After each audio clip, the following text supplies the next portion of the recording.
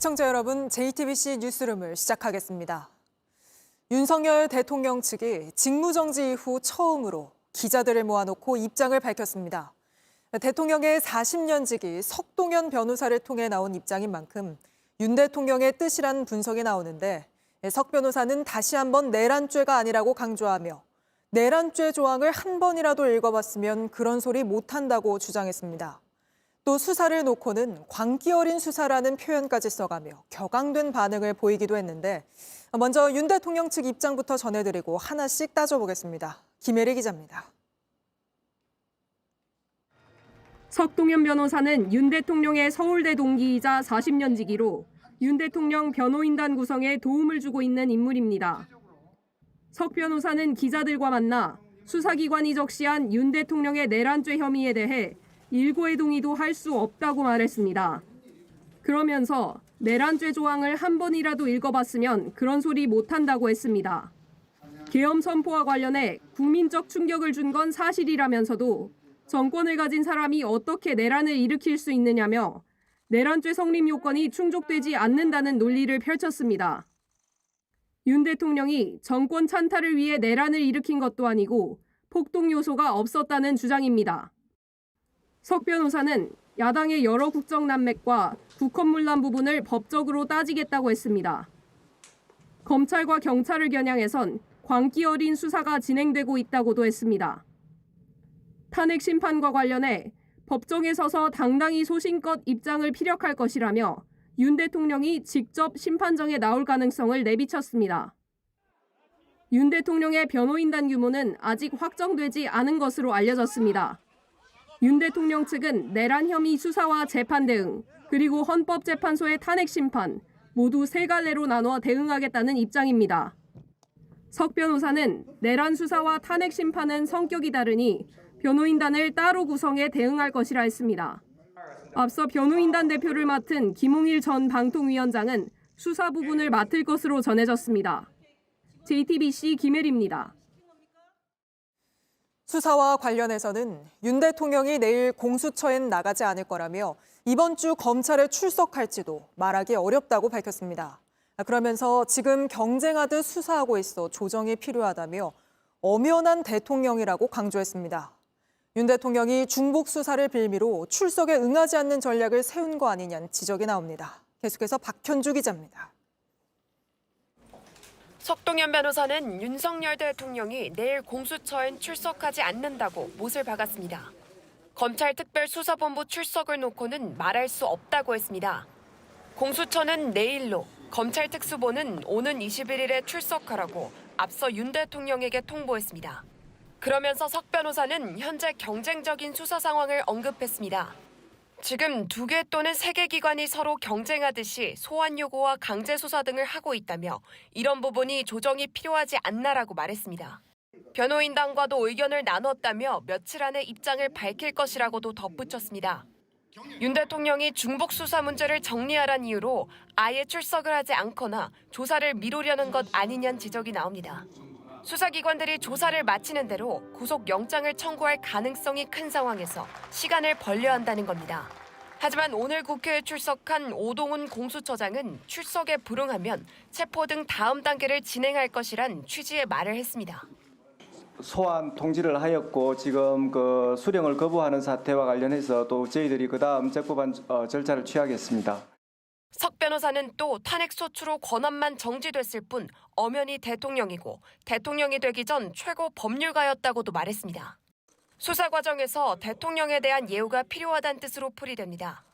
윤 대통령은 지난 12일 대국민 담화에서 법적 책임을 회피하지 않겠다고 말한 바 있습니다. JTBC 박현주입니다.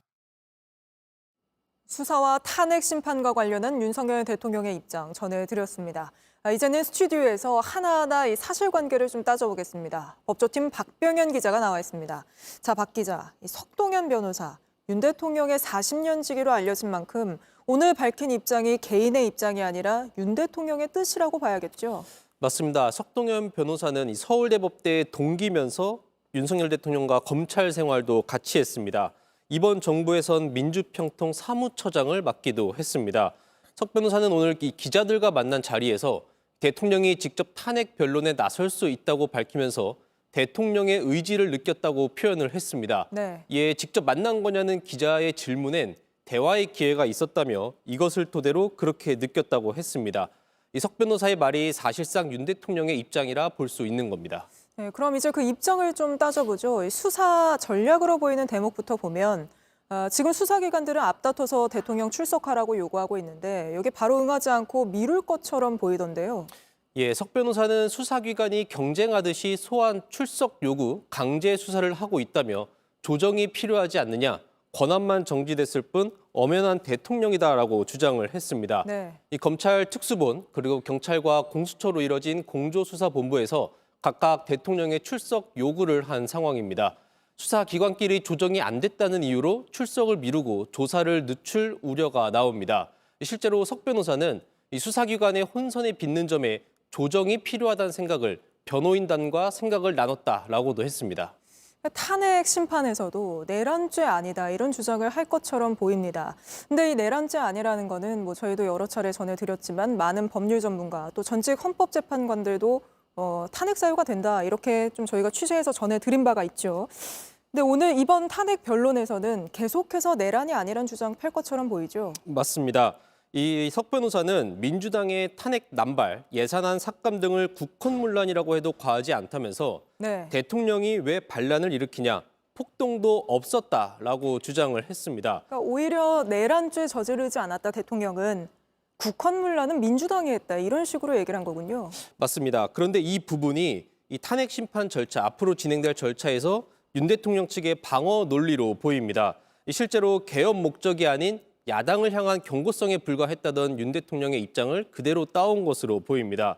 석 변호사는 또 수사나 재판 과정에서 국민이 실체를 바로 보는 데 도움을 주겠다면서 일부 극우 지지층을 대상으로 한 여론전의 가능성도 내비쳤습니다. 네. 그동안 윤 대통령이 대국민 담화로 입장을 밝힐 때마다 여론이 나빠졌고 결국엔 탄핵 주장에 힘을 실어줬는데 앞서 논리를 되풀이하는 게 과연 효과적인 변론 전략이 될지는 지켜봐야 할 것으로 보입니다. 헌법재판소가 23일까지 대통령한테 그 답변 요구서 내라고 했는데 오늘 석 변호사가 밝힌 내용이 거의 담기겠죠? 흡사하지 않겠습니까? 맞습니다. 이 헌법재판소는 윤 대통령의 3가지 방법으로 탄핵 소추 의견서를 보내면서 답변서도 함께 제출해달라고 요청했다 밝혔습니다. 사람이 직접 대통령 비서실에 전했고 우편과 전자방식으로 전달했지만 송달 확인은 되지 않았다고 했습니다. 네. 헌재는 대통령실이 확실한 접수 확인을 해주지 않고 있다고 했습니다.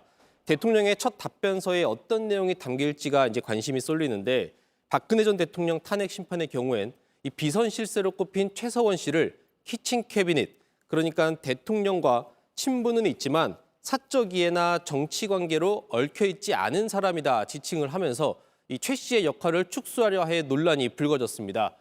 윤 대통령의 첫 답변서에도 12.3 내란 사태와 관련해서 국민이 납득하기 어려운 황당한 해명이 담길 수 있다는 예상도 나옵니다. 알겠습니다. 박병현 기자와는 여기까지 짚어보겠습니다. 이런 가운데 여권에서 탄핵 심판을 맡게 될 헌법재판소를 흔들려는 움직임도 감지되고 있습니다. 국민의힘 권성동 원내대표가 대통령이 아닌 권한대행은 국회 몫의 헌법재판관을 임명할 수 없다고 주장하고 나섰습니다. 탄핵 심판을 지연시키려는 거 아니냐는 지적이 나오는데 오늘 헌법재판소는 대통령 권한대행이 임명 가능하다는 입장을 밝혔습니다. 먼저 조혜연 기자입니다. 권성동 국민의힘 원내대표는 윤석열 대통령이 탄핵이 아닌 직무 정지 상태란 점을 앞세웠습니다. 대통령 권한대행인 한덕수 국무총리는 국회 몫인 헌법재판관 3명을 임명할 수 없다는 겁니다. 지금은 대통령이 고리 상황이 아닌 직무 정지 상황이기 때문에 한덕수 권한대행은 대통령의 탄핵 심판, 탄핵 결정 전까지 헌법재판관을 임명할 수 없습니다. 하지만 7년 전에는 대통령 권한대행에게 형식적인 임명권이 있다고 말했습니다. 대통령 권한대행은 형식적인 임명권을 갖고 있기 때문에 헌법기관이 구성이 바로바로 충원이 되는 것이 민주국가의 기본입니다. 대통령이 아닌 대법원장이 추천한 헌법재판관은 형식적인 임명이기 때문에 권한대행이 할 수 있다는 설명이었습니다. 지금처럼 박 전 대통령의 탄핵이 인용되기 전이었고 권 대표는 국회 탄핵소추위원장이었습니다. 이번에 공석인 재판관 3명 모두 대통령이 아닌 국회 추천 몫이란 점 역시도 그때와 같습니다. 권 대표가 헌재의 구인체제 구성을 막기 위해 자신의 말을 스스로 뒤집는 자기 모순에 빠졌다는 지적이 나옵니다. 헌재도 오늘 국회에서 헌법재판관 임명이 가능하다는 입장을 밝혔습니다. 대통령 권한대행이 그 재판소 재판관에 대한 임명권은 행사할 수 있다고 저희들은 생각하고 있습니다. 재판관 6인으로 탄핵 심판이 가능한지를 놓곤 논의 중이라고 말했습니다. 헌재는 탄핵 심판의 변론은 생중계하지 않기로 했는데 녹화한 영상은 시차를 두고 공개하기로 했습니다. JTBC 조혜연입니다. 보신 것처럼 대통령이 아닌 한덕수 권한대행은 헌법재판관 임명할 수 없다는 국민의힘 권성동 원내대표. 7년 전 박근혜 전 대통령 탄핵 때는 정반대의 주장을 했습니다. 그건 야당도 마찬가지인데 정치권이 아닌 실제 법률 전문가들은 어떻게 보고 있는지 하예빈 기자가 따져봤습니다. 여야는 한덕수 대통령 권한대행이 헌법재판관을 임명할 수 있는가를 놓고 의견이 엇갈리고 있습니다. 국민의힘은 대통령 직무가 일시 중지됐을 뿐 벌이된 건 아니기 때문에 권한대행이 임명할 수 없다고 주장합니다. 반면 민주당은 현재 공석인 재판관들은 추천권이 국회에 있는 만큼 형식적인 절차인 대통령의 임명을 권한대행이 대신할 수 있다고 말합니다. 하지만 7년 전 박근혜 전 대통령 탄핵 정국에서 여야는 지금과 완전히 다른 주장을 했습니다. 당시 대법원장 추천 몫의 헌법재판관이 공석이었던 상황. 국민의힘 전신인 새누리당에선 나경원 의원이 여야는 황교안 권한대행에게 헌법재판관 후임의 임명권을 인정해 주어야 한다고 했습니다. 탄핵소추위원단장이었던 권성동 당시 바른정당 의원 역시 같은 주장을 펼쳤습니다. 대법원장이 추천하고 대통령이 임명하는 구조고 대통령 권한대행이 임명하는 절차를 최소한 한 달 전에부터는 밟아야 되는 것이 아닌가. 이렇게. 당시 민주당은 재판관 임명은 대통령 고유 권한이라며 반대했습니다. 대통령이 아닌 권한대행이 헌법재판소장이나 헌법재판관에 대해 임명할 수 없다는 것이 대다수 헌법학자들의 의견입니다. 박범계 의원도 헌법재판관 임명권은 일종의 국가원수의 위치에서 하는 거라며 권한대행은 국가원수의 지위에 있지 않다고 말했습니다. 결국 같은 성격의 공직자 임명권을 두고 여야가 지금과 서로 정반대의 주장을 펼친 겁니다. 현행헌법은 대통령이 직무를 수행할 수 없을 때엔 국무총리가 그 권한을 대행한다고 되어 있지만 그 범위까지 정하고 있지는 않습니다. 정치적 유불리에 따라 법을 다르게 해석하는 거라는 지적이 나옵니다. 임명해야 된다 안 해야 된다 정치인들이 하는 것은 어떤 자기 정파에 영향을 받은 것 같고 법적으로 볼 때는 권한대행의 범위를 넘었다고 볼 수는 없는 것 같아요. 전문가들은 적당히 선례를 따라야 한다는 입장입니다. 어느 권한은 권한대행이 할 수 있고 어느 권한은 권한대행이 할 수 없고를 미리 정해놓는 것은 굉장히 어렵습니다. 합당한 해석론에 따라서 어떤 선례가 생겼다면 그것대로 하는 것이 좋지 않을까. JTBC 하예빈입니다. 급기야 국민의힘은 헌법재판관 후보자 3명에 대한 인사청문회에도 들어가지 않겠다고 선언했습니다. 민주당은 단독으로라도 청문회를 하겠다는 입장인데 후보자들 모두 윤 대통령이 계엄 이후로 꼽은 부정선거 의혹에 대해 근거 없는 얘기라고 입을 모았습니다. 국민의힘이 추천한 후보 역시 그렇게 답했습니다. 박사라 기자입니다.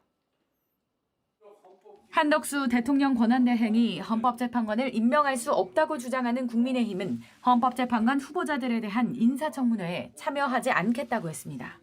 이제 와서 이재명 대표 살리기를 위해 헌법재판관 3인의 임명을 서둘러 추진하는 것은 그 정당성을 찾기도 어렵습니다. 민주당 등 야당은 6인 체제가 아닌 9인 체제의 헌법재판소에서 윤 대통령 탄핵 심판을 진행해야 한다며 국회목 3인에 대한 임명 절차를 서두르고 있습니다. 민주당은 국민의힘이 불참하더라도 단독으로 인사청문회를 개최하겠다는 계획입니다. 이런 가운데 헌법재판관 후보자들은 국회에 낸 답변서에서 윤석열 대통령이 제기한 부정선거 의혹에 대해 근거가 없다고 입을 모았습니다. 국민의힘이 추천한 조한창 후보자는 지난 대선이나 총선 관련 선거 무효나 당선 무효 소송이 다수 제기됐으나 모두 법원에서 기각됐다며 부정선거 의혹이 구체적으로 증명된 바는 없는 것으로 안다고 답했습니다.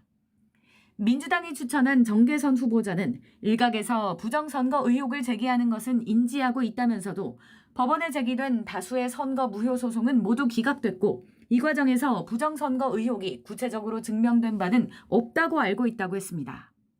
또 다른 민주당 추천 후보인 마은혁 후보자도 탄핵 심판에 쟁점이 될 수 있어 개인적 의견을 밝히는 것이 조심스럽다면서도 우리나라는 3.15 부정선거 등 과거에 자행됐던 부정선거 탓에 이에 대한 반성과 경계를 다른 어느 나라보다 잘해오고 있다고 생각한다고 설명했습니다. 윤 대통령이 비상계엄을 선포한 배경으로 부정선거를 지목했지만 여당 추천 후보조차도 이 같은 의혹은 근거가 없다고 본 겁니다. JTBC 박사라입니다. 네, 계속해서 JTBC가 새롭게 취재한 내용 전해드리겠습니다. 내란 사태의 주요 목적 중 하나가 선거관리위원회를 장악하는 거였습니다. 그런데 선관위를 어떻게 장악할지 전현직 정보사령관이 함께 작전을 짠 곳이 다름 아닌 패스트푸드점 롯데리아였습니다. 첩보부대 사령관과 전역한 민간인이 계엄 선포 이틀 전 햄버거를 먹으면서 짠 작전이 대한민국 전체를 어지럽힌 겁니다. 심가은 기자의 단독 보도입니다. 경기도 안산시에 위치한 롯데리아 매장입니다.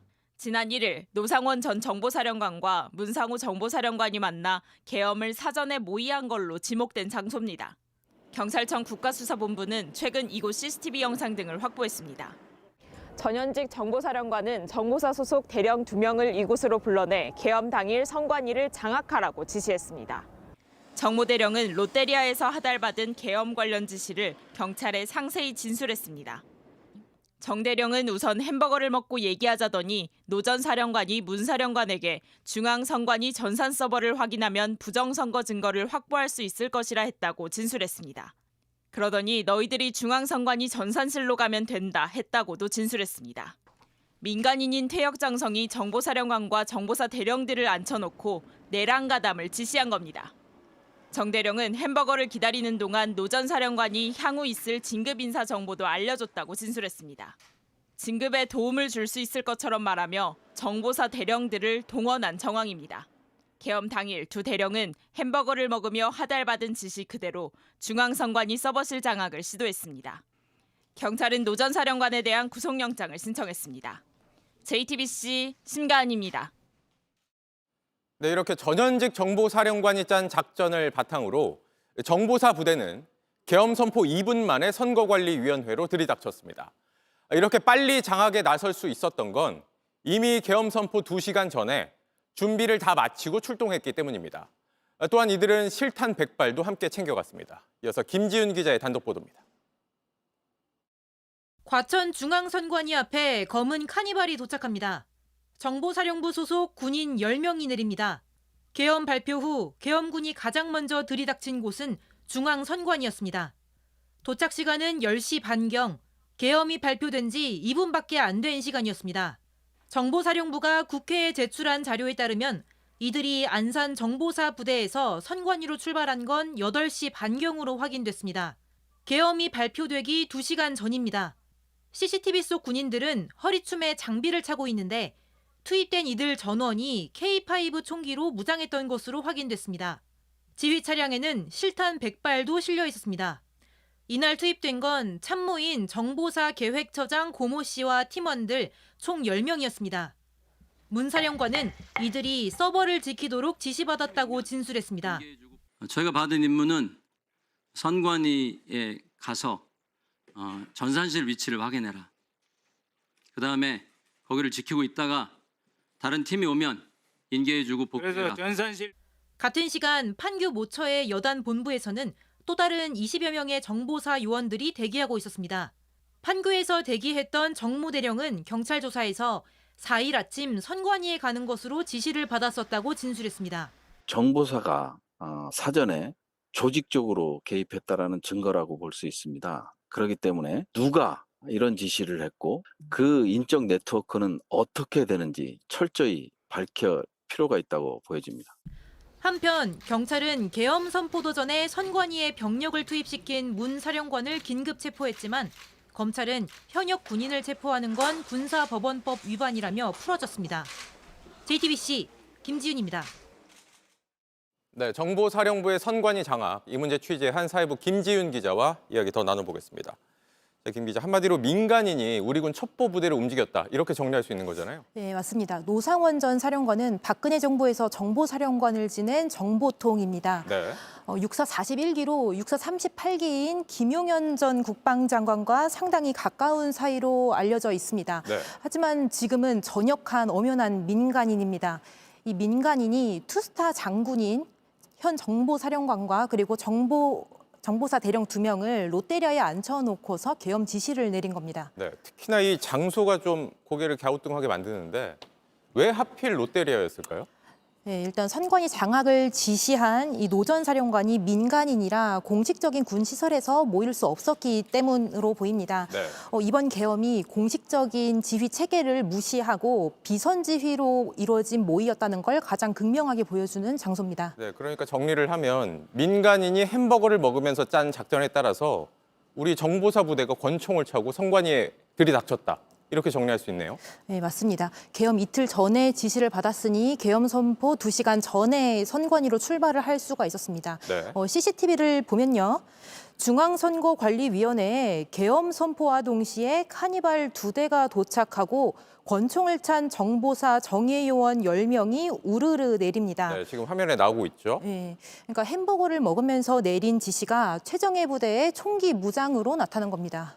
그러니까 말한 것처럼 이 정보사령부는 우리 군의 최정예 첩보 부대잖아요. 근데 이런 부대를 이런 식으로 움직이게 했다는 겁니까, 지금? 네, 맞습니다. 정보사는 베일에 쌓인 부대이기도 합니다.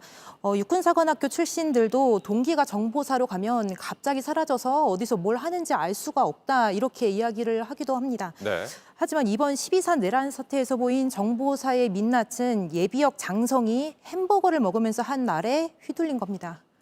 네, 알겠습니다. 여기까지 듣죠. 김지윤 기자였습니다. 네, 이런 가운데 윤석열 대통령이 언제부터 내란 사태를 계획했던 건지도 구체적으로 드러나고 있습니다. 곽종근 특수전 사령관의 폭로를 통해서입니다. 윤 대통령이 지난 6월부터 3차례에 걸쳐서 김용현 전 장관, 여인형 방첩 사령관 등을 불러 모았고, 지난달엔 계엄 모의, 계엄을 위한 구체적인 작전 회의가 있었다고 밝혔습니다. 이 소식은 유선희 기자가 취재했습니다. 국회 국방위원회 소속 박범계 더불어민주당 의원은 곽종근 특수전 사령관이 구속되기 직전 자신과 수차례 통화하면서 계엄 사전 모의 사실을 털어놨다고 말했습니다. 12월 1일 전인 올 6월, 올 10월, 올 11월 윤석열 대통령, 김용현 국방부 장관, 여인영 방첩사령관, 이진우 수방사령관, 그리고 곽종근 특수전 사령관이 함께한 자리들이 3차례 있었고, 계엄을 암시하는 대화들이 오가는 회동이 이어졌고 마지막엔 계엄이 직접 언급됐다고 했습니다. 이 자리에서 계엄을 암시하거나 또 마지막 회동에서는 계엄이라는 얘기가 나왔다는, 즉 계엄에 대한 모의 자리가 있었다는 말을 듣게 되었습니다. 앞서 지난 3월 김용현 전 국방부 장관이 이른바 충암파로 불리는 여전 사령관 등을 관저로 불러 모인 적이 있다는 사실은 확인됐지만 윤 대통령이 직접 김 전 장관뿐만이 아닌 사령관들까지 불러 모았다는 증언이 나온 건 처음입니다. 특히 6월 회동은 김 전 장관이 장관으로 지명되기도 전인 경호처장 시절의 모임이어서 계엄 모의를 시작한 시점이 예상보다 훨씬 오래전일 수 있다는 분석도 나옵니다. 윤 대통령 등 5명의 마지막 회동이 있던 11월에는 정보사령부까지 본격적으로 계엄을 준비한 정황도 포착됐습니다. 특히 현역도 아닌 전직 노상원 전 정보사령관이 직접 정보사 소속 현역 간부와 부정선거 관련 영상을 주고받은 사실, 문상호 현 정보사령관이 공작을 잘하는 인원들을 선발하라는 지시를 내렸다는 증언도 나왔습니다. 지난 10일 국회 국방위에 출석한 수십 명의 장성들 가운데 계엄 선포 전 미리 알고 있었다고 말한 사람은 곽 전 사령관 1명뿐이었습니다. JTBC 유선입니다. 내란 사태에 대한 수사가 대통령실 참모들로 확대되고 있습니다. 경찰과 공수처의 공조수사본부는 정진석 비서실장과 신원식 국가안보실장을 조만간 불러 조사할 예정인 걸로 파악됐습니다. 이들은 국회 계엄 해제 요구안 의결 직후 합동참모본부 지하 벙커에서 윤 대통령과 함께 대책회의를 했습니다. 박준우 기자의 단독 보도입니다. 지난 4일 새벽 1시 반쯤 합동참모본부 지하에서 윤석열 대통령이 주재한 회의가 열렸습니다. 국회에서 계엄 해제 요구안이 가결된 이유였습니다. 박한수 장군, 심지원실에 대통령하고 김영현 장관하고 또 누구하고 같이 있었어요? 예, 처음에는 여러분이 계셨고 예. 그때 조금 바뀌었습니다. 그러니까 기본 고정 인원이 누구누구니까 대통령, 국방장관, 계엄사령관 그렇죠? 예, 한 7분, 8분은 그렇게 있었어요. 그다음에 합참 지하 회의엔 윤 대통령과 김용현 전 국방부 장관, 박안수 전 계엄사령관, 그리고 대통령 참모 4명 등 모두 7명이 참석한 것으로 조사됐습니다. 참석한 대통령 참모는 정진석 비서실장과 신원식 국가안보실장, 인성환 안보실 2차장, 최병옥 국방비서관이었습니다. 경찰, 공수처 등이 함께 꾸린 공조수사본부는 이르면 다음 주 중 이들 4명을 참고인으로 불러 조사할 예정입니다. 이번 주 안에 계엄군 관련 조사를 마치고 대통령실과 국가안보실 수사로 넘어가겠다는 계획입니다. 경찰은 특히 신원식 실장이 계엄 계획을 사전에 알고 있었을 것으로 의심하고 있습니다. 국가안보실장은 미국 등 우방국과의 관계, 우리 군의 전방 대비 태세 등을 종합적으로 고려해야 하는 대통령의 외교안보 분야 최고의 참모입니다. 신 실장이 경찰과 군 병력을 동원해야 하는 계엄을 모를 수 없는 위치였다고 판단하는 이유입니다. 경찰은 이들을 상대로 합참 지하회의에서 어떤 논의가 오갔는지를 집중적으로 조사할 방침입니다. JTBC 박준호입니다. 네, 검찰도 또 경찰과 공수처도 서로 먼저 윤 대통령을 조사하겠다고 나서고 있습니다. 지금부터는 연일 수사 경쟁을 벌이고 있는 검찰과 경찰 차례로 연결하겠습니다. 먼저 검찰로 가보겠습니다. 자, 연재현 기자, 검찰이 윤 대통령에게 21일 토요일에 출석하라고 통보했죠. 만약에 나온다면 포토라인에도 세우겠다는 겁니까? 네, 윤 대통령은 포토라인에 서지는 않을 것 같습니다. 현직 대통령 신분인 점을 감안해서 포토라인에 서는 것 대신에 지하 주차장 등 별도로 마련된 통로를 통해 출석을 시키는 방안을 검토하고 있는 것으로 전해졌습니다. 현직 예우를 받고 있기 때문에 경호상의 문제가 발생할 수 있다는 점 등을 감안한 것으로 전해집니다. 조금 전 윤석열 대통령의 40년 지기로 알려진 석동현 변호사가 밝힌 내용 저희 보도를 통해서 보셨을 텐데요. 불출석 가능성이 점쳐지고 있습니다. 이렇게 되면 검찰의 체포 가능성도 덩달아 높아지게 됩니다. 네. 일단은 검찰이 조사 장소까지 준비해둔 상태라죠? 네, 저희가 취재를 해보니까요. 검찰은 서울중앙지검 15층 한 층을 통째로 비워서 조사실을 마련하고 있는 것으로 파악이 됐습니다. 15층은 중앙지검 가장 꼭대기에 있는 층인데요. 인권보호부나 구속영장 면담 조사실 등이 위치하고 있습니다. 2019년 양승태 전 대법원장도 이곳에서 조사를 받았습니다. 15층이 정비되기 전에는 거물급 인사들 같은 경우에는 주로 중앙지검 10층에서 조사를 받았습니다. 이명박 전 대통령이나 박근혜 전 대통령도 모두 중앙지검 10층에서 조사가 이루어졌습니다. 15층이 10층과 조금 다른 점은 기자들도 출입할 수 없을 정도로 상대적으로 조금 더 제한된 공간이다 이렇게 말할 수 있습니다. 네, 윤 대통령이 뭐 출석을 하게 될지 아니면 체포 시도가 이루어질지 좀 지켜봐야겠지만 현 수사 상황이 대통령을 바로 조사할 만큼 충분히 이루어진 상태입니까? 네, 그렇다고 볼 수 있습니다. 계엄 사령관을 맡았던 박안수 육군 참모총장이 오늘 구속이 됐습니다. 김용현 전 국방부 장관을 시작으로 내란 지휘관들에 대한 신병 확보는 마무리가 되었습니다. 이렇게 되면 내란 우두머리 혐의를 받는 윤석열 대통령 한 사람만 남게 됩니다. 지금까지 검찰 특별수사본부에서 JTBC 연지환입니다. 네, 계속해서 경찰 수사 상황도 살펴보겠습니다. 여기에는 김한수 기자가 나가 있습니다. 자, 김 기자, 지난 11일에 이어서 오늘도 대통령실 압수수색 시도했는데 또 무산됐죠? 네, 국가수사본부 관계자들이 대통령실 경호처 압수수색을 위해 용산을 찾은 게 오늘 오전 10시 20분입니다. 지난 11일에도 압수수색에 실패해서 오늘은 미리 야간 압수수색 영장도 미리 받아두는 등 의지를 보였습니다. 하지만 경호처 관계자들과 회의실에서 일종의 대치를 이어가다 결국 소득 없이 오후 6시쯤 철수했습니다. 경호처는 압수수색에 협조할지 내일 경찰에 알려주기로 했습니다.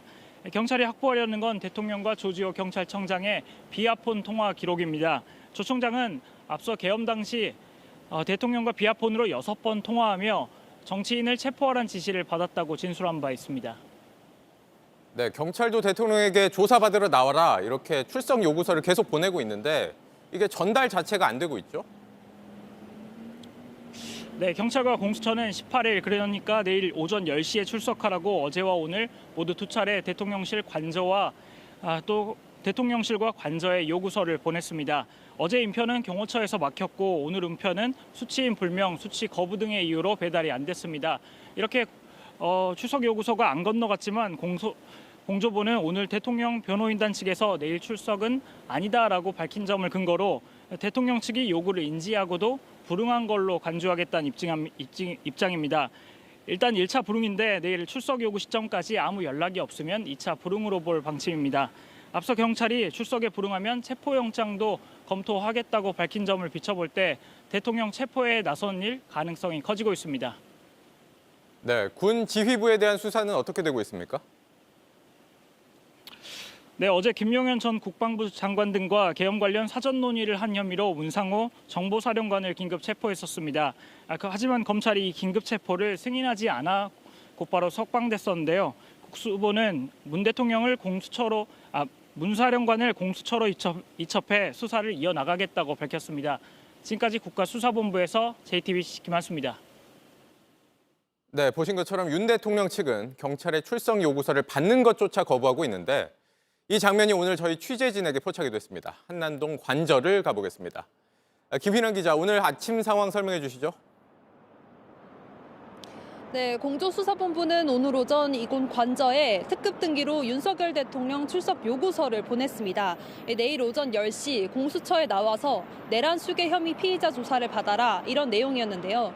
지금 영상 하나 나가고 있을 텐데 이 아침부터 여기 있던 저희 취재진이 우체국 차량이 관저에 도착하는 모습 포착했습니다. 이 오전 9시 52분쯤이었는데요.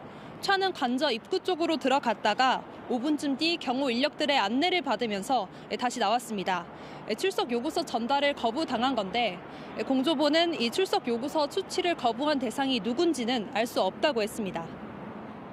네, 관저 주변 통행이나 집회 통제도 계속되고 있는데 여기에 대한 불만도 커지고 있죠. 네, 오늘 오전에도 그리고 조금 전까지도 이곳에선 대통령의 즉각 체포와 구속을 요구하는 기자회견이 잇따르고 있습니다. 하지만 이 경호 인력들의 통제가 심해서 관저에서 수백 미터 떨어진 곳에서만 이런 의견 표현이 가능한 상황입니다. 이 관저 인근 100m 이내 모든 5개 집회를 금지하는 법은 2022년 헌재에서 헌법 불합치 결정을 받은 바 있습니다. 오는 21일 집회를 하겠다고 예고한 군 인권센터는 경찰로부터 주거지역이라서 집회를 하지 못한다 이런 통보를 받았다고 오늘 밝혔는데요. 군 인권센터는 내란 수괴의 평온한 주말 아침을 지키기 위해서 이 시민들의 목소리를 통제하는 것이냐 이런 불만의 목소리를 내면서 집행정지 가처분 등을 신청을 예고했습니다. 지금까지 한남동 대통령 관저 인근에서 JTBC 김희란입니다. 네, 또 하나 밝혀야 할 의혹이 계엄이 해제된 당일 저녁 대통령 안가에서 이뤄진 비밀 회동입니다.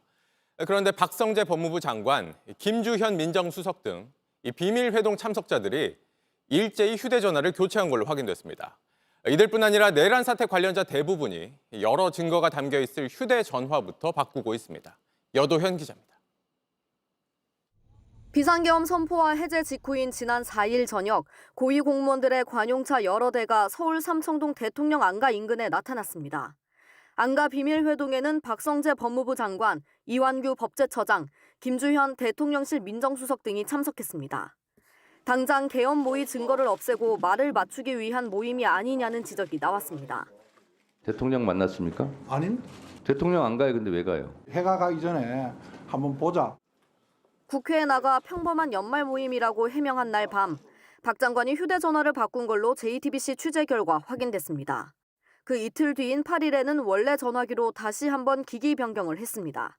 박 장관 측은 수사가 예견되는 상황에서 쓰던 휴대전화를 내고 나면 업무 등에 차질이 있을까 봐 가족사진, 공인인증서 등을 옮겨뒀을 뿐이라고 해명했습니다. 다른 참석자들도 마찬가지입니다.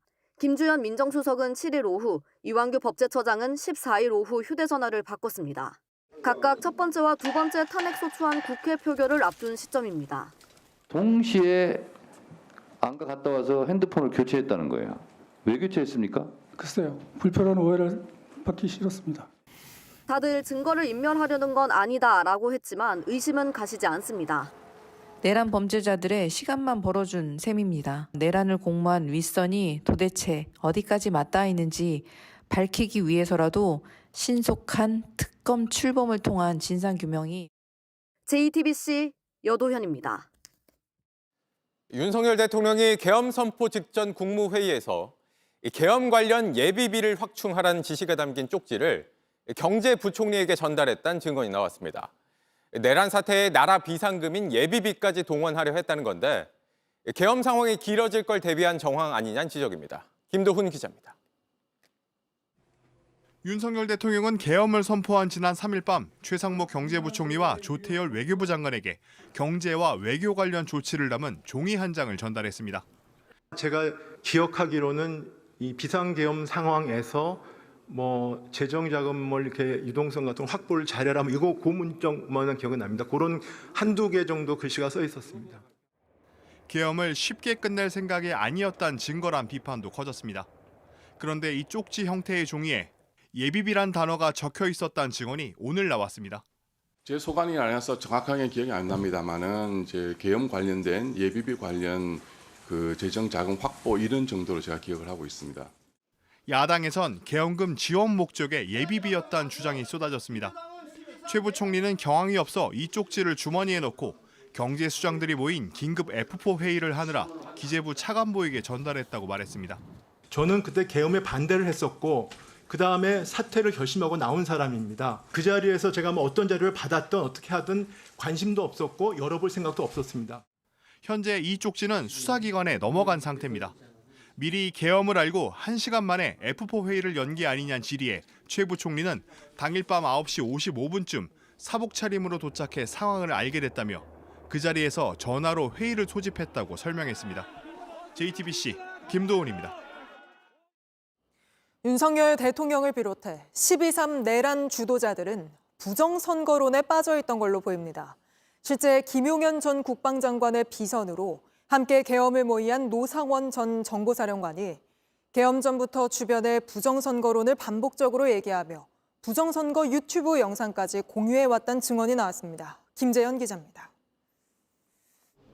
예비역인 노상원 전 정보사령관은 김용현 전 장관과 함께 계엄을 모의하고 설계한 인물로 지목됩니다. 그런데 노 전 사령관이 계엄 전부터 거듭해서 부정선거론을 주장했다는 증언이 나왔습니다. 지난달 노 전 사령관이 정보사령부 소속 정모대령에게 부정선거 관련 유튜브 영상들을 공유해왔다는 겁니다. 예비역 장성들을 교육할 때 쓸 거라며 해당 영상들을 정리하도록 시켰다는 주장입니다.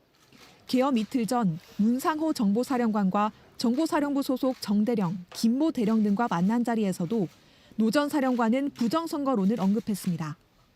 노 전 사령관이 문 사령관에게 중앙선관위 전산 서버를 확인하면 부정선거 증거를 확보할 수 있을 것이다 라고 말했다는 겁니다. 또 정대령 등에게는 너희들이 중앙선관위 전산실에 가면 된다고 지시했는데 정대령이 IT 전문가가 없다고 문제를 제기해도 그냥 선관위에 가면 된다고도 했습니다. 이는 부정선거 의혹을 밝히겠다며 선관위 병력 투입을 사전에 지시한 정황일 뿐 아니라 민간인 신분으로 정보사 현직 사령관과 요원들에게 영향력을 행사한 거란 지적이 나옵니다. 실제 계엄 선포 직후 문 사령관은 선관위에 정보사 요원들을 보냈고 일부는 서버실에 들어가 사진까지 찍었습니다. 정대령은 노 전 사령관의 지시 내용들을 최근 경찰에 진술했다고 밝혔습니다. JTBC 김재현입니다. 그럼 윤석열 대통령은 이런 음모론에 언제 또 어쩌다 빠진 걸까요? 정치권에서는 대통령이 되기 전부터 사로잡혀 있었단 말이 나옵니다. 윤 대통령은 후보 시절 공개적으로 투표 조작 가능성을 제기하기도 했습니다. 계속해서 최규진 기자입니다. 윤석열 대통령은 자신이 비상계엄을 선포한 이유 중 하나로 부정선거 의혹을 들었습니다. 지난해 중앙선거관리위원회 감사 결과를 언급하며 전산 보안상 허점을 점검하라 지시한 거라고 주장했습니다. 민주주의의 핵심인 선거를 관리하는 전산 시스템이 이렇게 엉터리인데 어떻게 국민들이 선거 결과를 신뢰할 수 있겠습니까? 이 같은 부정선거 음모론은 박근혜 전 대통령이 당선된 제18대 대통령 선거 이후부터 극우 유튜버들 사이에서 꾸준히 거론돼 왔습니다. 앞서 개혁신당 이준석 의원은 윤 대통령을 처음 만난 날에도 검찰에 있을 때 선관위를 털려고 했는데 못하고 나왔다는 이야기를 했다고 말했습니다. 검찰총장 퇴임하고 처음 봤을 때 4.15라는 표현을 써가지고 저는 그게 자주 사용되지 않은 용어다 보니까 뭔가 했더니만은 2020년 4월 15일에 있었던 총선에 대한 부정선거를 일컫는 그들만의 은어더라고요. 얼마나 이런 가짜뉴스와 유튜브에서 극우적인 사상에 심취해 있었는지 알 수 있는 그런 상황이었습니다.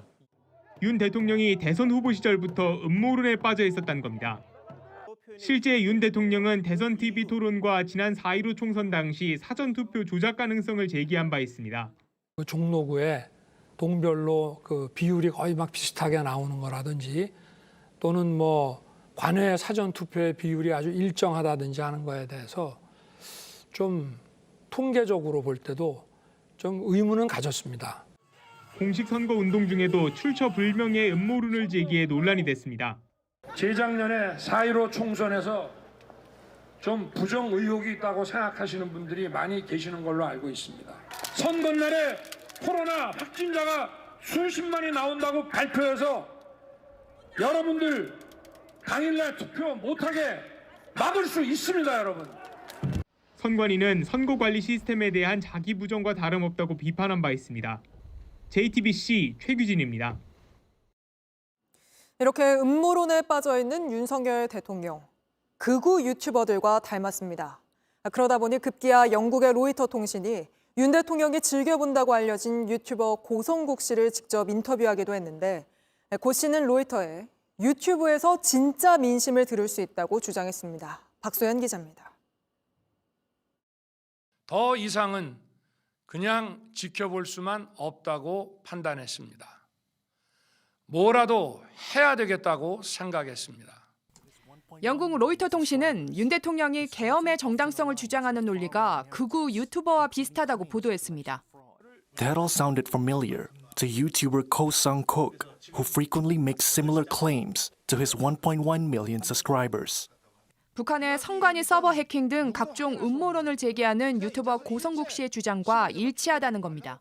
그동안 수없이 제기되어 온 부정선거 의혹도 제대로 파헤쳐 주기 바랍니다. 고 씨는 윤 대통령이 자신의 방송을 보는지 모르겠지만 진짜 민심이 유튜브에 있다고 주장했습니다. 윤석열 대통령이 만약에 자유파 유튜브들의 목소리를 관심 있게 듣는다면 그야말로 그걸 통해서 제대로 된 민심, 대통령을 지지하는 사람들의 민심만큼은 정확하게. 로이터는 대통령실에 윤 대통령의 시청 습관이나 계엄 정당성에 대한 근거를 어디에서 얻었는지 물었지만 답변이 없었다고 보도했습니다. 비상계엄 선포 담화와 포고령에서 나타난 여러 가지 담론들은 제가 연구를 했던 극우 세력들의 담론들과 대단히 많이 일치한다. 해당 언론은 지난 2020년 대선에 불복해 부정선거를 주장하고 자신을 비판하는 언론을 향해 가짜뉴스라고 비난했던 트럼프 미국 대통령과 윤 대통령을 비교하는 시각도 전했습니다. JTBC 박수연입니다. 윤석열 대통령의 이번 탄핵 사태를 놓고 미국 정부는 말을 아끼고 있는데요. 저희 JTBC의 제휴사죠. CNN에서 백악관을 밀착 취재 중인 케일라 타우시 특파원과 한국의 현재 상황을 바라보는 미국 정부의 생각은 무엇인지 특별 대담을 나눠봤습니다. 이지은 기자입니다. Welcome to the program, Kayla. According to your sources, how did the Biden administration see this uncertain period? Well, the Biden administration views this period of uncertainty as regrettable and avoidable. When President Yoon and his deputies first declared martial law, the White House was very quick to express what it called serious concerns with that decision and also indicated that the U.S. had been given no advance notice that this decision was coming. The U.S. expressed its deep disapproval with that move, and while there was some relief that it was reversed within hours, there was an understanding and an expectation that the fallout would not be contained. We know that President Biden has expressed his support for the Republic of Korea, the rule of law there, and its resilient democracy, but certainly there is a lot that remains to be seen.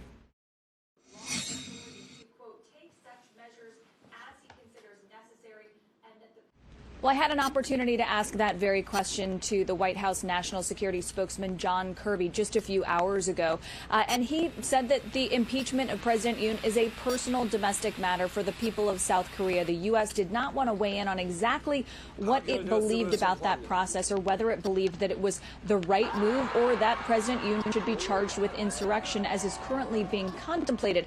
We do know that when that impeachment came in, shortly after that, President Biden spoke with acting President Han Duck-soo and expressed his support for the alliance and the close relationship that the U.S. and Korea have. But certainly they are waiting and watching to see this process play out to see what it means for the alliance ultimately.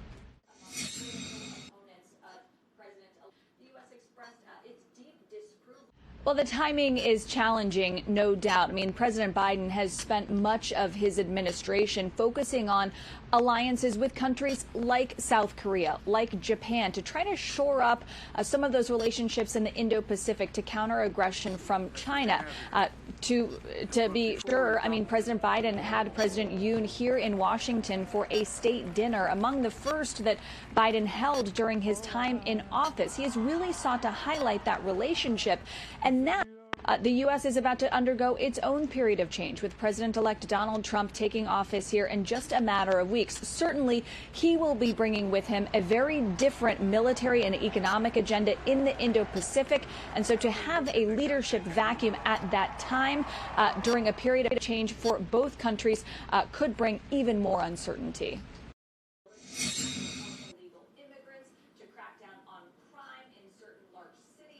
Well, certainly that has been something that has been discussed among political opponents of President-elect Donald Trump. For years, they have been warning that Congress should take pains to make reforms to what the U.S. calls the Insurrection Act, which essentially gives the president broad authority to, quote, take such measures as he considers necessary, and that the president alone decides when, for instance, to deploy the military for domestic concerns.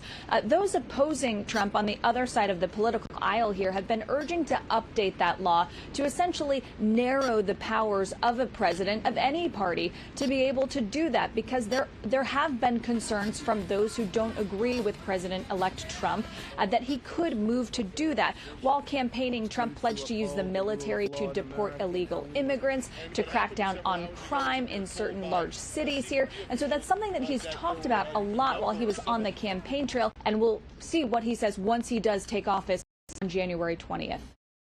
Thanks for joining us, Kayla. I appreciate your time. 트럼프 당선인이 일본은 중요하다면서 우리 정부에는 안 된다고 했던 취임 전 정상회동을 일본 총리와는 하겠다고 밝혔습니다.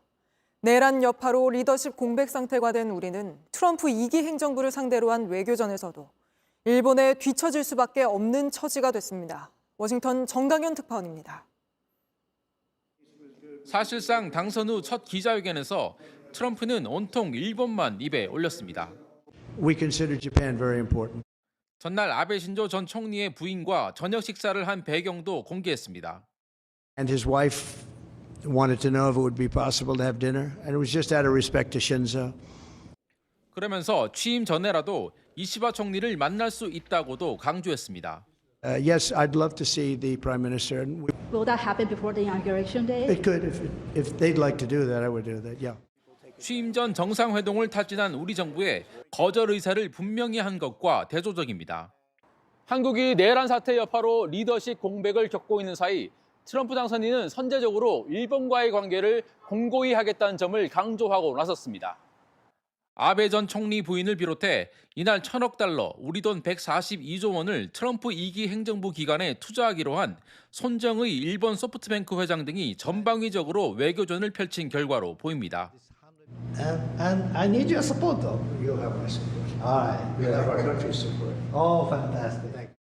트럼프는 내란 사태로 촉발된 한국 대통령의 탄핵 상황에 대해 어떤 공식 반응도 내놓지 않고 있습니다.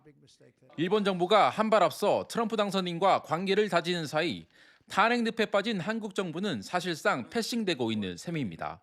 앞서 우리 정부는 윤석열 트럼프 전화 통화가 일본보다 빨랐다고 대대적으로 홍보했지만 느닷없는 내란 여파로 한미 외교엔 심각한 경고음이 들리고 있습니다. 워싱턴에서 JTBC 정강현입니다. 윤석열 대통령은 저평가된 한국 시장을 끌어올리겠다며 이른바 코리아 디스카운트의 해결사를 자처해왔습니다. 지난 9월에는 기업 100곳을 뽑아 밸류업 지수도 만들었는데 내일 계엄 사태에 이들 주가는 오히려 떨어졌고 오늘도 외국인 투자자들의 이탈은 이어졌습니다. 이상화 기자입니다. 윤석열 대통령은 현직으로 증시 개장식에 참석한 첫 대통령입니다. 주식시장은 매우 저평가되어 있습니다. 제 임기 중에 글로벌 스탠다드에 맞지 않는 자본시장의 규제는 과감하게 혁파해서 글로벌 증시 수준으로 코리아 디스카운트를 해소할 것입니다. 9월에는 우수기업 100곳을 뽑아 코리아 밸류업 지수도 만들었습니다. 적극적인 주주 환원 정책을 펴는 기업엔 더 많은 투자가 이뤄질 수 있게 하겠다는 취지였습니다. 하지만 밸류업 지수에 포함된 기업들의 주가는 오히려 3개월 전보다 떨어졌습니다. 밸류업 지수가 이제 성공하기 위해서는 결국 기관이라든지 이러한 쪽에서 기대감이라든지 우정 자금 자체가 이제 돼야 되는 부분인데 지수 편입은 이벤트성 호재로도 작동하지 않고 있습니다. 오늘 한국거래소는 밸류업 지수에 5개 기업을 포함시켰는데 한 곳을 빼고는 되려 주가가 떨어졌습니다. 공모도 금지한다 그러고 주가 때문에 금투세 폐지한다 그러고 결국에는 대통령이 이제 한 방으로 다 날려먹은 거거든요. 외국인 투자자들은 어제와 오늘 국내 주식을 1조 원 넘게 내다 팔았습니다. 우리도 선진국 대열에 금융시장에 끼지 않을까 그랬는데 이번 사태로 역시 한국은 신흥시장이다. 외국인한테 이런 인식이 굉장히 많이 남아있는 것 같고요. 이번 주로 예정된 미국과 일본의 기준금리 결정에 따라 금융시장이 더 요동칠 수 있다는 관측도 나옵니다. JTBC 이상화입니다. 윤 대통령 탄핵안 표결 직전까지 국민의힘은 탄핵 반대를 당론으로 정하고 내부 설득에 집중했습니다. 이때 의원들을 설득하는 데 쓰였던 국민의힘 내부 문건을 저희가 확보했습니다. 탄핵안이 추경호 전 원내대표를 내란죄 공범으로 지목했다는 걸 강조하고 있는데 이 내용에 상당수 의원들이 크게 동요했던 걸로 파악됐습니다. 김필준 기자가 취재했습니다. 지난주 탄핵안 표결 직전 열린 국민의힘 의원총회에서 의원들에게 나눠준 문건입니다. 1, 2차 대통령 탄핵 소추안 비교라는 제목으로 총 5쪽 분량입니다. 민주당 등이 발의한 2차례 탄핵안을 분석한 건데 추경호 전 원내대표가 계엄령 해제를 방해했다는 부분만 노란색으로 강조 표시가 되어 있습니다. 구체적으로는 윤 대통령이 추경호 등과 공모했다는 탄핵안의 내용을 인용하기도 했습니다. 문건은 해당 주장이 허위라며 추 전 원내대표의 계엄령 선포 당시 분단위 행적을 추가로 첨부했습니다. 특히 그동안 비공개했던 윤 대통령과 추 전 원내대표의 통화 시각을 밤 11시 20분으로 특정했습니다. 당시 통화에선 윤 대통령이 추 전 원내대표에게 계엄령을 미리 말해주지 못해 미안하다 말했다며 추 전 원내대표가 계엄령을 사전에 알지 못했기에 공범이 될 수 없다는 게 국민의힘 측 설명입니다. 다수의 국민의힘 의원들은 추경호 등이라고 탄핵안에 적시된 것에 분노해 탄핵안에 반대표를 던졌다고 합니다. 한 국민의힘 의원은 취재진에 당 붕괴 우려 등 때문에 탄핵에 찬성했던 의원들의 마음도 일부 돌아선 것으로 안다고 설명했습니다. 또 국민의힘이 추 전 원내대표를 고리로 내란에 동조한 위헌 정당으로 몰릴 가능성도 우려했던 것으로 보입니다. 실제로 기존에 탄핵에 찬성한다고 밝힌 7명의 국민의힘 의원 중 최소 2명이 마음을 바꾼 것으로 알려지기도 했습니다. JTBC 김필준입니다. 네, 이런 가운데 국민의힘 소속 부산시 의회 의원들이 윤 대통령과 내란 사태를 옹호했다는 논란이 불거졌습니다. 한 시 의원은 궤변이란 평가를 받은 윤 대통령의 담화를 본회의장에서 그대로 읽었고 계엄에 적극 동참하겠다고 밝혔던 시 의원도 있습니다. 구석찬 기자입니다.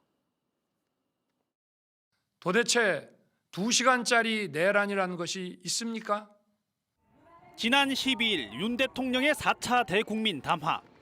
계엄을 정당화해 또 한 번 공분을 샀습니다. 그런데 이 담화문 그날 부산시 의회 본회의장에서 그대로 재생됐습니다. 거대 야당은 국가 안보와 사회 안전까지 위협하고 있습니다.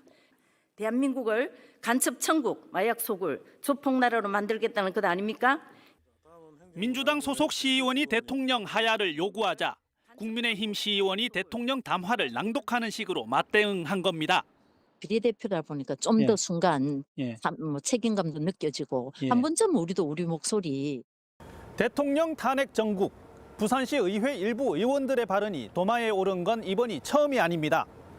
지난 14일 국회에서 탄핵 소추안이 통과된 뒤 국민의힘 최도석 시의원은 자신의 SNS에 목숨이 붙어있는 사슴의 생사를 뜯어먹는 사악한 하이에나물이라고 적었습니다. 민주당 저격인지 논란이 일자 최 의원은 TV 프로그램 동물의 세계를 보고 있었다고 해명했습니다. 큰 오해죠. 아니고 손자가 오는 시간이라서 보다가 우리 같은 당 박종철 시의원은 지난 3일 계엄 선포 직후 구국의 의지로 적극 동참하겠다고 해 문매를 맞았습니다. 계엄 지지, 내란 동조 세력이라고밖에 볼 수 없고 자제가 자격이 없는 상황이라고 생각이 듭니다.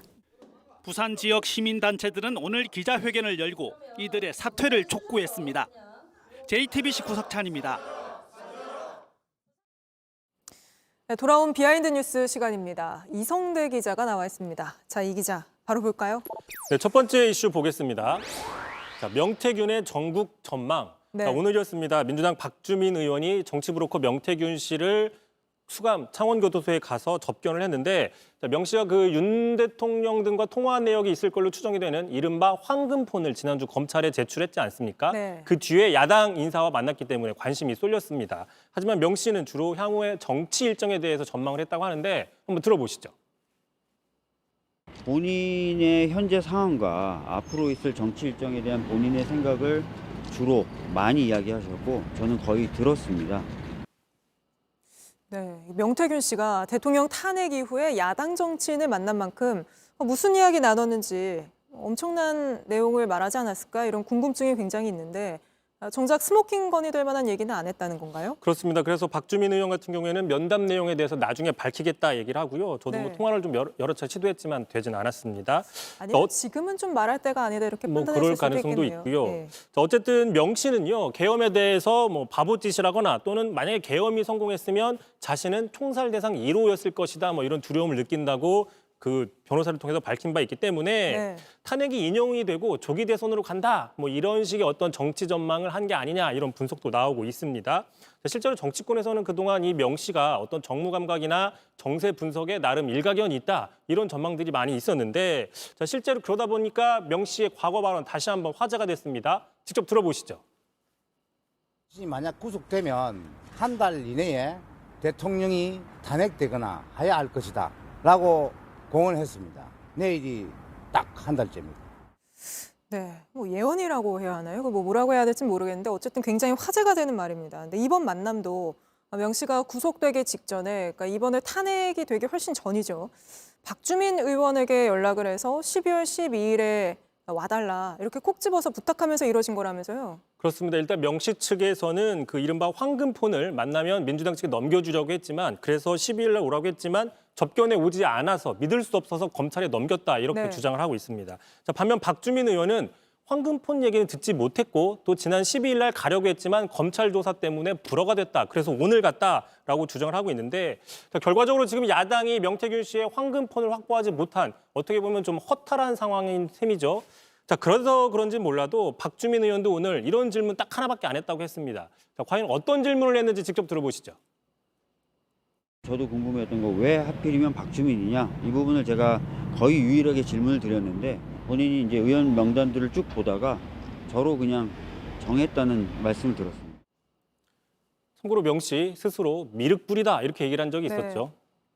알겠습니다. 사실 이 명태균 씨가 뭘 알고 있는지 또 그 황금폰에 어떤 게 있는지 굉장히 궁금한데 많은 시청자분들도 궁금해하실 겁니다. 저희가 열심히 취재해서 전해드릴 수 있도록 하겠습니다. 다음 이슈 볼까요? 자, 두 번째 이슈 바로 가겠습니다. 자, 탄핵은 북한 지령인가? 자, 대통령 탄핵 이후에 일부 보수층 중심으로 음모론이 좀 확산이 되고 있습니다. 한 국민의힘 지지 성향의 커뮤니티에서는요, 오늘 한 인터넷 언론 기사를 토대로 민주당이 탄핵 찬성 집회를 하면서 북한식 표기법을 썼다 이런 의혹 제기를 했습니다. 자, 보면서 좀 설명을 드릴게요. 자, 왼쪽에 보시면 이재명 대표 들고 있는 손팻말 보시면 탄핵의 탄자, 티읕이 아니라 디귿 위에 한 획을 그은 형식의 표기법이 바로 북한 서체라는 겁니다. 아, 그런가요? 자, 시민들 저 손팻말에도 똑같은 표기가 확인이 되고 있죠. 근데 저 표기는 꽤 많이 쓰는 걸로 알고 있는데 실제 북한이 저렇게 쓰는 건가요? 네, 그래서 좀 확인을 해봤습니다. 자, 어제 조선중앙통신 보도인데요. 자, 괴뢰 한국에서 윤석열에 대한 탄핵안 가결, 대통령 권한 정지. 자, 제목 보시면 탄핵의 탄자, 자, 티읕이 아니라 디귿 위에 한 획을 그은 형태로 확인이 되고 있습니다. 네. 자, 그러다 보니까 이 국민의힘 지지 성향의 커뮤니티에서는요, 거 봐라 이런 반응인데요. 자, 소름이 돋는다. 한 번도 저런 표기를 나는 본 적이 없다. 자, 간첩을 인증했다. 민주당 야당이 또 급하게 탄핵을 하다 보니까 뭐 빨갱이 사상을 숨기지 못한 게 아니냐 이런 의혹과 비난들이 나오고 있었습니다. 저는 저런 표기를 어릴 때 되게 많이 본 것 같은데, 근데 북한과 이게 무슨 상관이 있는 건가요? 이번 탄핵은 12.3 내란 사태 때문이잖아요. 윤석열 그렇죠. 대통령이 스스로 본인 한 스스로 거고. 어떻게 보면 자초한 측면이 네. 있다는 지적인데 북한과는 일단은 별개로요. 자, 그러다 보니까 좀 지나친 음모론이 아니냐 이런 비판 나옵니다. 한 국어학자에 따르면요. 맞다. 북한에서는 티읕보다 디귿 뒤에 한 획을 더한 형태를 쓰고 있는 건 맞다. 하지만 남한은 두 가지 형태를 다 쓰고 있다라고 얘기를 한 적이 있습니다. 네. 자, 실제로 그 앞서서 국민의힘 검찰 탄핵을 반대하면서 국회에서 똑같이 집회를 한 적이 있어요. 자, 나경원, 추경호, 김기현 의원 그 손팻말 보시면 탄핵의 탄자, 탄탄탄 모두가 다 북한식 표기법을 네, 쓰고 있습니다. 국민의힘도 이런 걸 쓰네요. 똑같이. 자, 그러시면 국민의힘도 지금 북한의 지령을 완수하는 어떤 중요 임무에 종사하고 있는 게 아니냐 이런 어떤 논리적 모순에 충돌할 수밖에 없는 것이죠. 네, 알겠습니다. 오늘은 여기까지 들어보죠. 이성대 기자였습니다. 네, 건진 법사로 불리는 무속인 전모 씨가 검찰에 체포됐습니다. 6년 전 지방선거 당시 대구 경북 지역 정치인들에게서 공천을 내세우며 돈을 받은 혐의입니다. 전 씨는 지난 대선 당시 윤석열 후보 캠프에서 고문 직함으로 활동하면서 비선 논란을 일으켰던 인물입니다. 이호진 기자의 단독 보도입니다. 건진법사 전모 씨가 정치자금법 위반 혐의로 서울 남부지검에 체포된 건 오늘 오전입니다. 검찰은 이 과정에서 전 씨 자택 압수수색도 진행했습니다. 전 씨는 지난 2018년 지방선거 당시 대구 경북 지역 정치인들에게 공천을 받게 해주겠다며 돈을 챙긴 혐의를 받고 있습니다. 유력 정치인을 소개해 위세를 과시했고 신뢰를 얻은 걸로 알려졌습니다. 검찰은 당시 전 씨에게 돈을 건넨 정치인 대부분이 실제 공천을 받은 걸로 파악하고 있습니다. 다만 일부 공천을 못 받은 정치인이 수천만 원을 돌려달라고 요구하면서 갈등이 불거진 걸로 보입니다. 건진법사로 불리는 전 씨는 서울 역삼동 한 주택에 법당을 차리고 무속 활동을 한 것으로 알려졌습니다. 지난 2013년부터 코바나 컨텐츠의 고문으로 활동했고 지난 2021년 윤석열 당시 국민의힘 대선 캠프 네트워크본부 고문 직함을 받았습니다. 당시 윤석열 후보의 어깨에 손을 올리는 영상이 공개되면서 무속 논란이 일기도 했습니다. 논란이 커지자 캠프는 윤 대통령 부부와 친분을 부인하고 이후 네트워크본부를 해산하기도 했습니다. JTBC 이호진입니다. 내란 사태로 우리 주위의 중요한 일이 뒤로 밀려나고 말았습니다. 체육 대통령을 뽑는 대한체육회장 선거도 그중 하나인데요. 채용 비리와 금품 수수로 수사를 받고 또 직무까지 정지된 이기흥 회장의 연임 도전에 다른 후보들의 반발은 단일화 움직임으로 이어지고 있습니다. 오선민 기자입니다. 우리나라의 아주 큰 그 공공단체라고 할 수 있죠. 네. 뭐 총재직 이런 쪽에 가서 좀 일을 하시면 어떻겠느냐 네. 이런 제의가 있었어요. 이기흥 대한체육회장은 최근 차기 회장 선거에 나서지 말라는 정부의 압박이 3선 도전을 위한 계기를 만들었다고 설명했습니다. 일주일 앞으로 다가온 체육회장 후보 등록에 나설 것으로 보입니다. 그러나 논란은 여전합니다. 선수촌 직원의 부정 채용, 금품 수수, 횡령 등으로 경찰 수사를, 또 선수촌 시설관리업체 입찰 비리로 검찰 수사를 받고 있습니다. 앞서 문체부의 직무정지에 불복해낸 집행정지 신청이 기각되기까지 했습니다. 3선의 성공에도 문제는 남습니다. 각종 비위 혐의로 수사선상에 올라 있기 때문에 문체부의 승인을 받지 못할 수도 있습니다. 당선이 돼도 승인을 안 하겠다. 그것은 불법적으로 선거에 개입하고 또 그거는 직권남용이고 내란 사태 여파로 대한체육회장 차기 선거에 대한 세상의 관심이 멀어지자 오늘은 체육회장 도전 의사를 밝힌 다른 후보들이 나섰습니다. 이 회장에 반대하는 후보들은 단일화에 대한 뜻을 모았습니다. 그 입장차를 오늘 하루에 좁히기에는 사실은 좀 어려움이 있었고 또 다른 만남이 있어야 된다는 거에 대해서 공감을 하였습니다. 한 달 뒤 치러지는 차기 회장 선거는 체육계의 이 회장에 대한 반발 기류와 맞물려 있습니다. JTBC 오선민입니다. 공이 림에 닿지도 않고 허망하게 떨어집니다. 골밑 가까이 파고들어서 던져봐도 멀리서 3점 슛을 이렇게 노려봐도 공은 빗나가고 또 빗나갑니다. 어떻게 이렇게도 안 들어갈까요? 1쿼터에 16개의 슛을 시도했지만 하나도 넣지 못했습니다. 10분이 주어지는 한 쿼터에 1점도 점수를 못 낸 건 여자 프로농구 역사상 처음 있는 일이었습니다. 불명예를 기록한 건데요. 그렇다면 이건 우리은행에 어쩌다가 찾아온 불운일까요? 최근 몇 년간 여자농구 경기당 평균 득점은 점점 떨어지고 있어서 전반적인 경기력 저하를 걱정하는 시선이 여전합니다.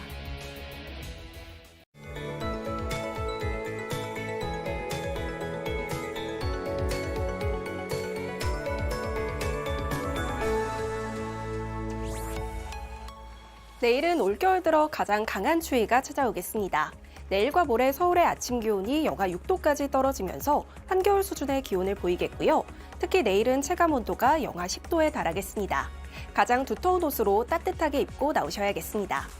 기온이 낮은 경기 북부와 강원에는 한파주의보가, 동해안 지역에는 수일제 건조특보가 계속되고 있습니다. 한편 서쪽 지역에는 다시 눈과 비가 내리고 있는데요. 앞으로 전북에는 최대 10cm, 충남 서해안과 전남에도 1에서 5cm의 무거운 눈이 예보됐습니다. 대부분 내일 오후 사이에 잦아들겠지만 늦은 오후부터는 동해안에도 최대 10cm가량 쏟아지겠고 해안 지역에는 바람도 강하게 불겠습니다. 내일 아침 춘천은 영하 11도, 대구 영하 3도로 시작하겠고요. 낮 기온은 서울과 청주 1도, 광주는 3도 선에 그치겠습니다. 서쪽 지역에는 이번 주 내내 눈구름이 자주 발달하겠습니다. 날씨였습니다. 뉴스룸 저희가 준비한 소식은 여기까지입니다. 시청해주신 여러분 고맙습니다.